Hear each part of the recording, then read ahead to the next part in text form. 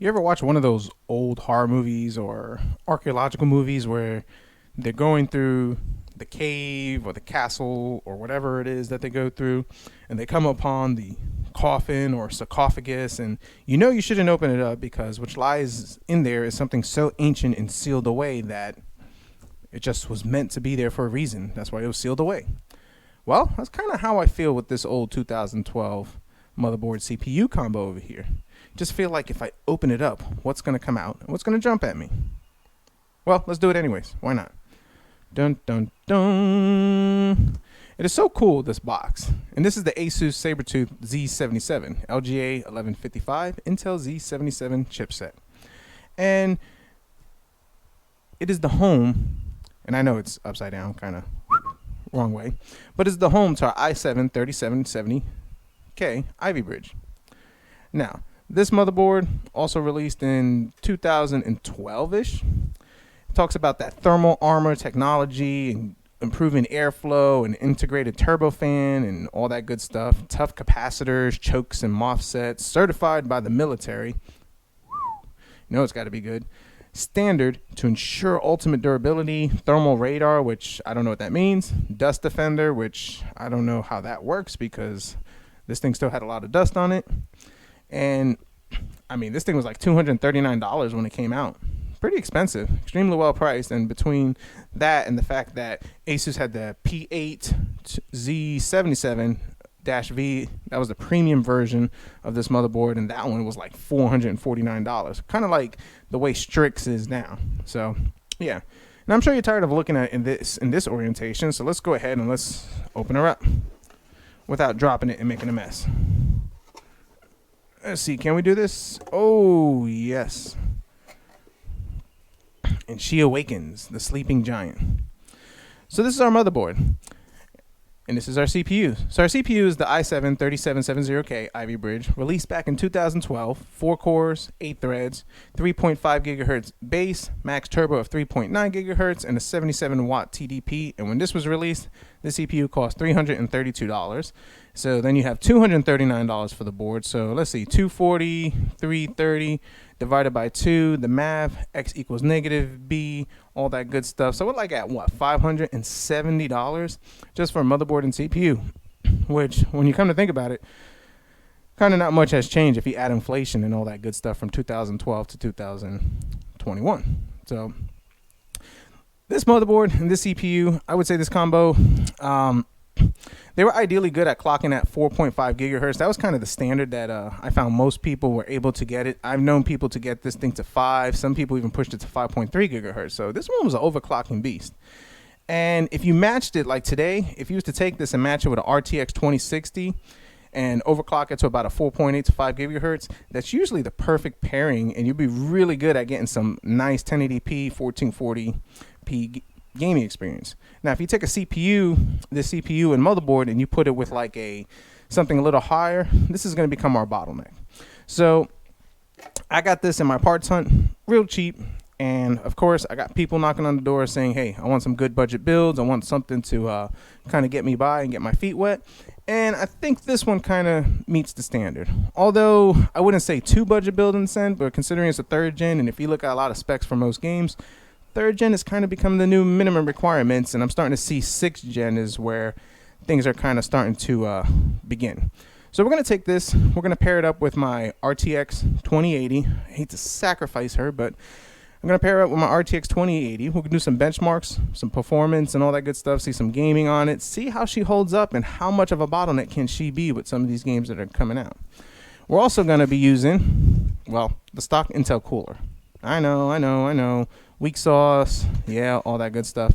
But it's cold in my garage, so that kind of helps with this. And the fact that we're just going to do this on an open test bench, it really doesn't matter too much. So yeah, we'll just be using that one. With this, we got 16 gigs of that DDR3 Dominator. This was some stinking nice memory back in that time. I mean, expensive, good looking. I love the look on it. So very good memory. Then it has this little fan over here and all that stuff. I mean, this thing was, man, it was like for a super robot. Like when Superman had to battle that robot in the old Christopher Reeve Superman movie. I think this was part of that robot, if I'm not mistaken. I don't know. Let me know. So let's go ahead. Let's put it on the bench. Let's fire up and let's see what she can do.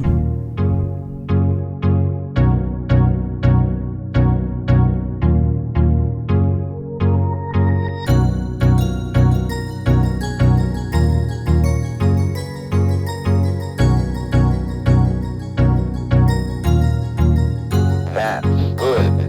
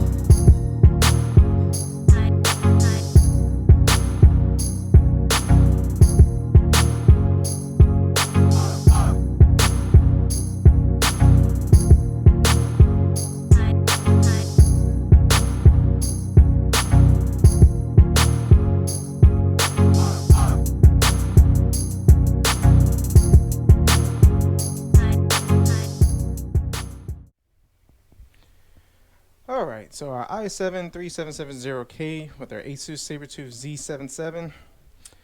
The verdict is 2021, 9 years later. She's starting to show her age, guys. Yes, she's starting to show her age, and it's apparent. Looking at the games, we did Fortnite, Cyberpunk, Shadow the Tomb Raider. And if you looked at the results and you paid attention to the montage and all that good stuff, you saw that the CPU was always pegged out at 100%.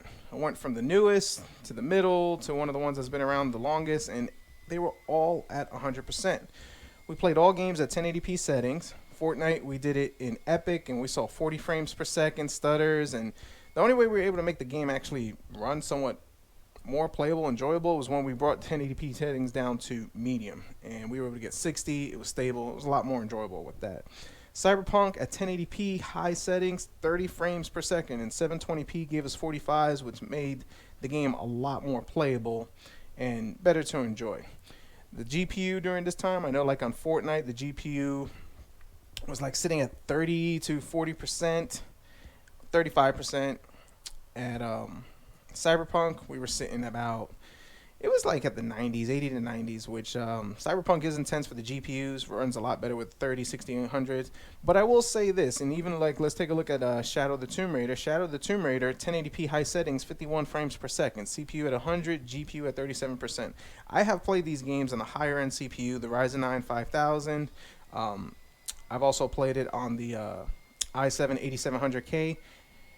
And with that, I was able to get a lot higher frames per second, better performance out of it, and the GPU wasn't struggling. If your CPU can't keep up with your GPU, then yeah, you're not going to be taking full advantage of your, of your GPU.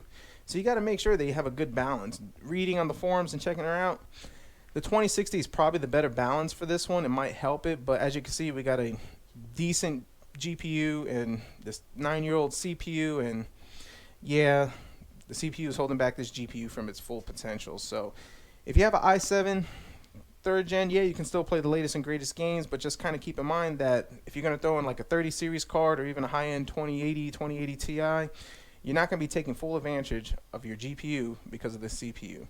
So, you know, a lot of you guys that have the old Dell Optiplexes and Lenovo's and stuff like that, is it worth it to get a high-end GPU? Yeah, if you're going to upgrade that. But if you're like trying to get the best bang for the buck, don't go for the best GPU for this, because it's, like I said, it's going to hold you back on this. So our i7 3rd gen, she still has some beans in her. She still can play the latest and greatest, but I can foresee and imagine as games start coming out more this year and even going into next year, she's going to start showing herself. I mean, Cyberpunk, the minimum setting is an i5 3rd gen, and we're running i7 3rd gen, so just kind of give you perspective on where she lines up on it. So i7 3770K, I still love the CPU, definitely love this motherboard. I mean, this Sabertooth is just, she's gorgeous in my opinion. I like her. I love the whole armor thing and everything, very classy in that. But as far as this, I'd sell it more as a entry-level to mid-level CPU. Probably pop in like an RX 570, an RTX 2060, whatever you can find that's more affordable, because, well, GPUs are ridiculous right now, and you'll probably be able to get a better gaming experience and bang for the buck. So if you're looking to upgrade, my predictions, start considering 6th gen. I think 6th gen is going to be the new minimum starting for 2021.